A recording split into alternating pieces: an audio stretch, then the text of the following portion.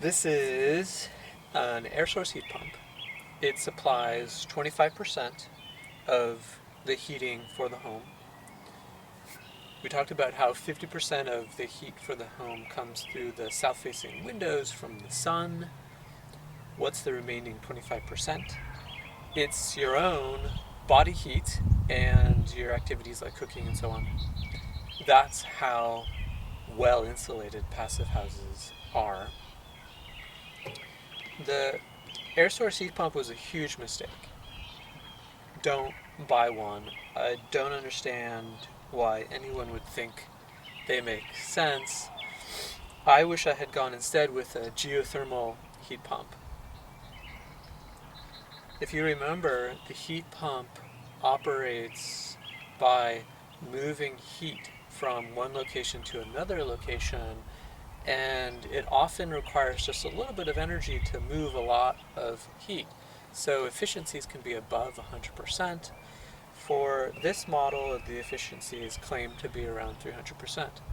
But in a passive house that's well insulated, when do you need to turn on the heat? You only need the heat on the coldest days of the year, and you only need heat at the coldest time of the day on the coldest days of the year.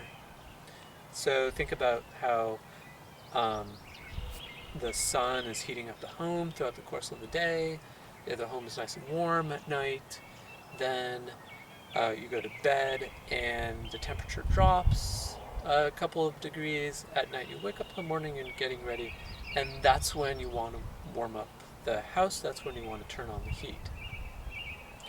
At 6 a.m. in the morning on a cold day, that's the coldest time of the day, and there's the least amount of heat available in the air outside. So the heat pump then really struggles to pull that little amount of heat from outside and put it inside. For this model, the efficiency at below 20 degrees, maybe at 10 degrees, is around 100% efficient. It's no better than a normal resistive, inexpensive resistive heater. So I would have saved a lot of money if I had just installed a typical baseboard heater. I would have also saved a lot of money if I would have installed a geothermal heat pump, even though they're more expensive, because the geothermal heat pumps don't suffer from the same problem of the temperature decrease throughout the day on the coldest days of the year.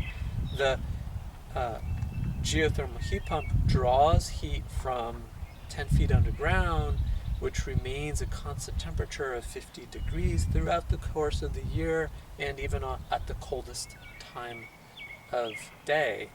So in that case, geothermal heat pumps, which can be up to 600% efficient, are capable of operating at 600% efficiency even when it's very cold outside.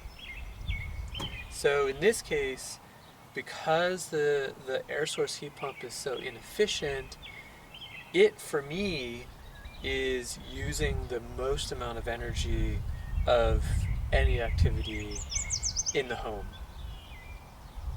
So I recommend instead to go with a geothermal heat pump, and I'm trying to figure out if I should remove this or try to modify it so that it's using geothermal heat, or just replace it with a geothermal heat pump.